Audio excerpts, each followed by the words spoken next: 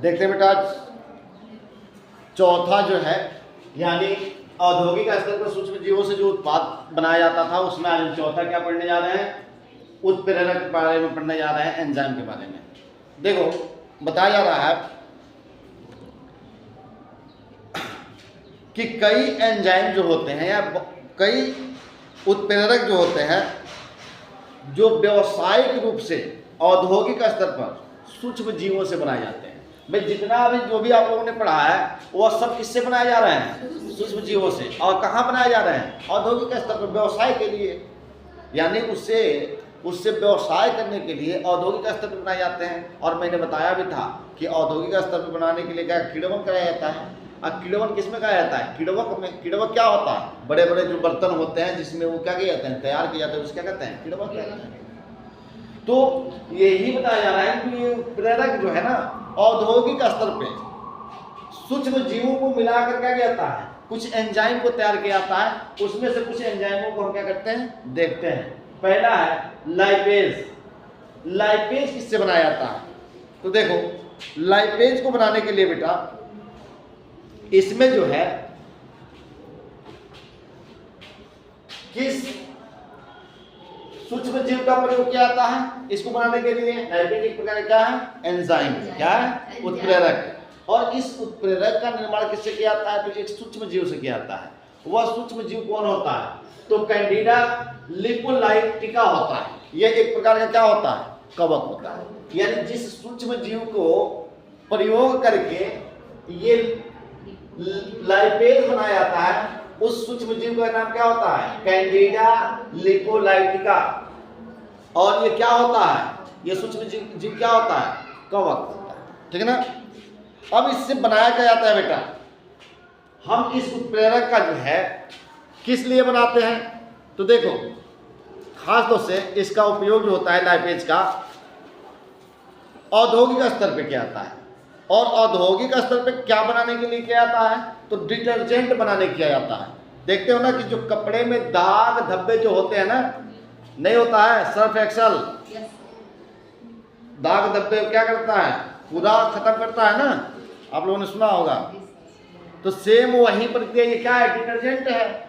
Detergent बनाने में इसका क्या लाइपेज का प्रयोग किया जाता है, किस कवक को डालकर, क्या, कैंडिडा लिपोलाइटिका कवक को डालकर ये बनाया जाता है। और ये क्या करता क्या है कि ये कपड़ों का दाग धब्बा क्या कर देता है, समाप्त, ठीक ना। या जैसे मान लो तेल भी लग जाता है उसको भी ये क्या करता है, खत्म कर देता है। अब इसको बनाया कैसे जाता है बेटा,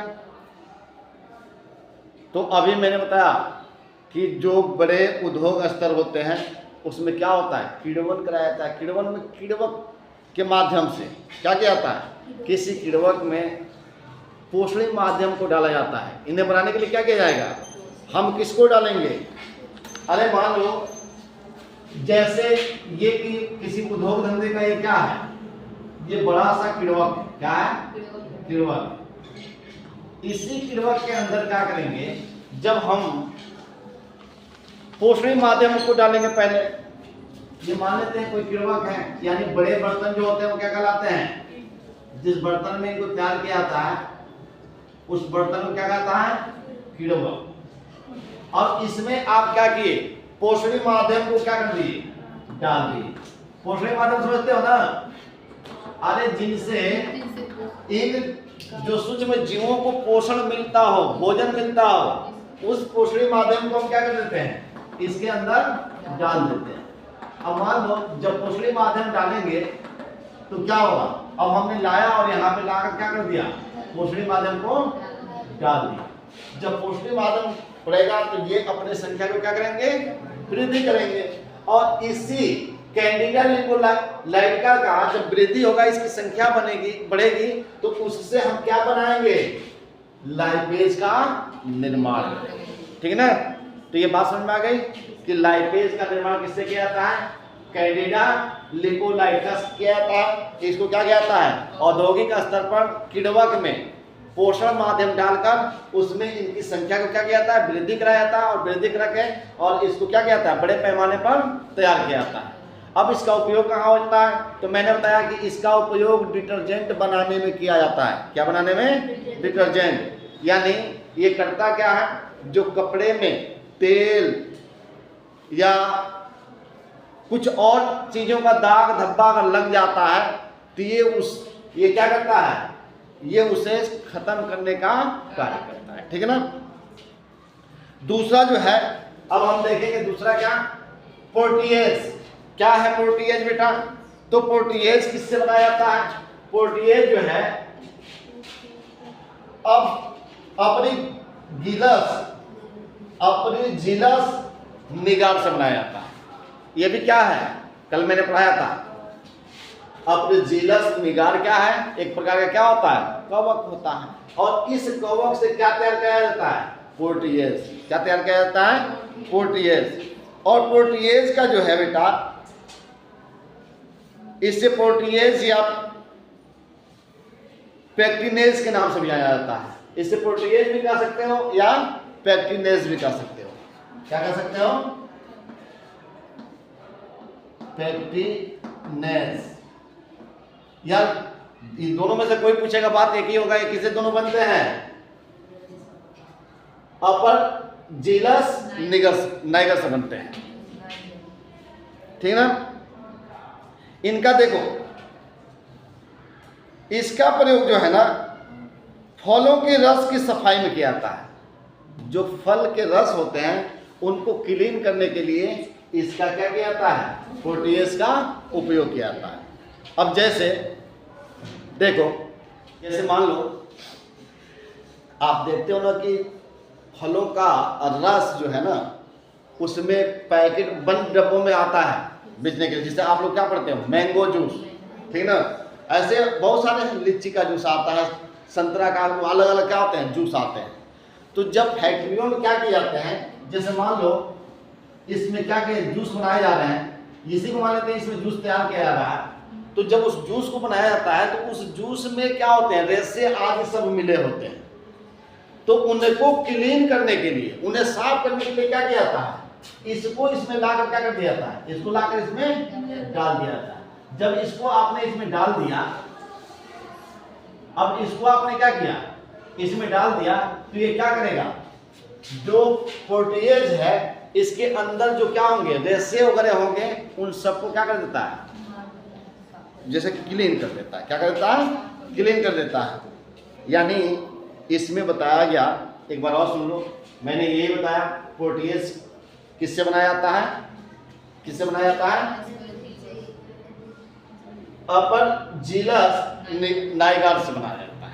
और ये एक प्रकार क्या होता है, कवक होता है।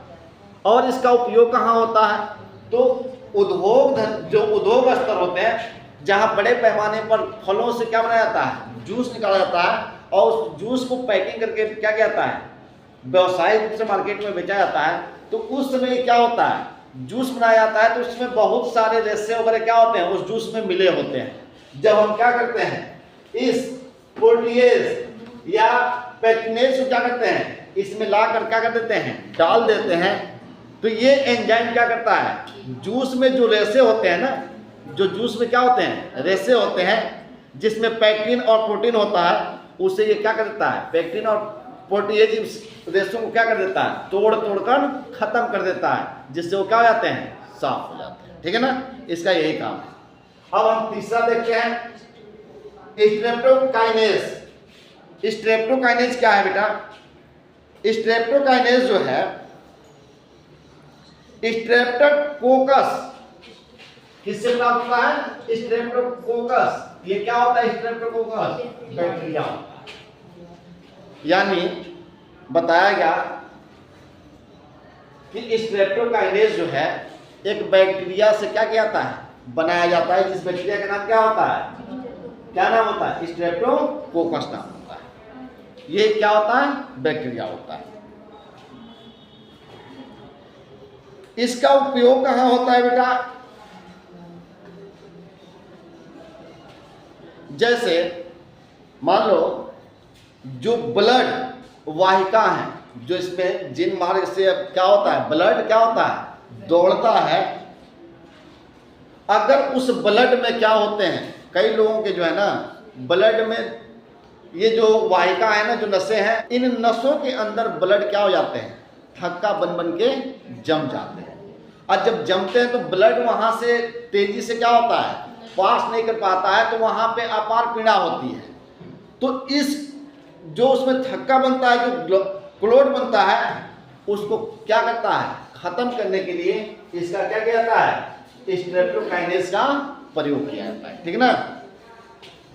अब एक चीज ध्यान रखना, अगर मान लो कोई मरीज है जिसके शरीर में नसों में खून क्या हो रहा है, जम रहा है, तो ऐसा नहीं है कि आप डायरेक्ट जो है ना ये स्ट्रेप्टोकाइनेस को डालकर उसका थक्का क्या कर दो, जो थक्का उसे तोड़ दो, ऐसा नहीं कर सकते हो। इसमें क्या किया जाता है कि इसका डायरेक्ट उपयोग नहीं किया जाता है, पहले इस एंजाइम को स्ट्रेप्टोकोकस जो सूक्ष्म जीव से क्या किया जाता है, निकाला जाता है। यानी एंजाइम, ये एंजाइम प्राप्त कहाँ से किया जाता है, स्ट्रेप्टोकोकस से प्राप्त किया जाता है। उसके बाद उसे आनुवांशिक प्रौद्योगिकी में मॉडिफाई किया जाता है। ध्यान रखना, इसको निकालकर डायरेक्ट रोगी के शरीर में नहीं लगाया जाता है, अब इसे आनुवांशिकी प्रौद्योगिकी में क्या किया जाता है, ले जाकर मॉडिफाई किया जाता है, तब उस रोगी के शरीर के अंदर खून जमे शरीर में इंजेक्शन से दिया जाता है। बात समझ में आया? मैंने क्या बताया कि इसका ये क्या है, ये स्ट्रेप्टोकाइनेस क्या है, स्ट्रेप्टोकाइनेस एंजाइम क्या है बेटा, ये एक प्रकार का क्या होता है, ये जो एंजाइम होता है ये किससे बनता है, किससे बनता है, स्ट्रेप्टोकाइनेस क्या है, एक प्रकार का एंजाइम है। और ये एंजाइम प्राप्त कहाँ से होता है, स्ट्रेप्टोकोकस जीवाणु से प्राप्त किया जाता है। और इसका उपयोग कहाँ होता है, तो जैसे कुछ लोगों के शरीर में क्या होता है, जो नसें जिस मार्ग जो जो ब्लड वाहिकाएं हैं, उसमें कई बार ऐसा होता है कि ब्लड जो है थक्का बन जाता है, उसमें जम जाता है। तो ऐसे में रोगी का जब ब्लड वहां से पास नहीं करता है, वहां फूल जाता है, ब्लड जब क्रॉस नहीं करता है तो उससे अपार दर्द होता है। तो ऐसे स्थिति में डॉक्टर क्या करते हैं, उसे जो है उस थक्के को तोड़ने के लिए किसका प्रयोग करते हैं, स्ट्रेप्टोकाइनेस का। अब चूंकि एक बात इसमें ध्यान रखा जाता है कि स्ट्रेप्टोकाइनेस को जो है डायरेक्ट जो है स्ट्रेप्टोकोकस से निकालकर और जैसे रोगी के शरीर में इंजेक्शन के माध्यम से नहीं लगाया सकता है। इसे लगाने के लिए क्या करना पड़ेगा, सबसे पहले जब हम इससे निकालेंगे तो निकालकर जो आनुवांशिकी प्रौद्योगिकी है उनके पास पहले भेजेंगे, किस लिए, उसे मोडिफाइड करने के लिए। और जब मोडिफाइड हो जाएगा तब इंजेक्शन से रोगी के शरीर में क्या किया जाएगा, लगाया जाएगा। ठीक है ना। तो ये हमने क्या कर लिया, पढ़ लिया। अब इसके बाद से एमाइलेज है। एमाइलेज क्या है बेटा, एमाइलेज जो है ये बनाया किसे जाता है, तो इसको बताया गया राइजोपस, जैपोनिकस एवं ओराइजी, ये एक प्रकार के क्या होते हैं, कवक होते हैं, उनसे क्या किया जाता है, इसको निर्मित किया जाता है। और इसका उपयोग जो है स्टार्च के पाचन में, ब्रेड को मुलायम तथा स्वाद युक्त करने में। जैसे जो स्टार्च होता है ना, स्टार्च को पाचन में इसका उपयोग किया जाता है, और इसके बाद से जो ब्रेड बनाया जाता है, ब्रेड को मुलायम करने के लिए इसका क्या किया जाता है, उपयोग किया जाता है। ठीक है ना। और एक आप लोगों को लिखवाया हो ग्लूकोज ऑक्साइड, इसको जो है किससे बनाया जाता है, तो पेंसिलियम क्राइसोजेनम, ये कवक है, उससे इसको क्या कहता है, निर्माण किया जाता है। खास तौर से इतना आपको मेन यही देखना था, 3 खास तौर से देखना था। तो ये उत्प्रेरक समझ में आ गया आप लोगों को। अब हम एक इसमें और बचा हुआ है जैव सक्रिय अणु, इसको कल जैव सक्रिय अणु जो है आप लोग किताब से पढ़ लेना। अब हम सीधे क्या पढ़ेंगे, वाहित मल पढ़ेंगे।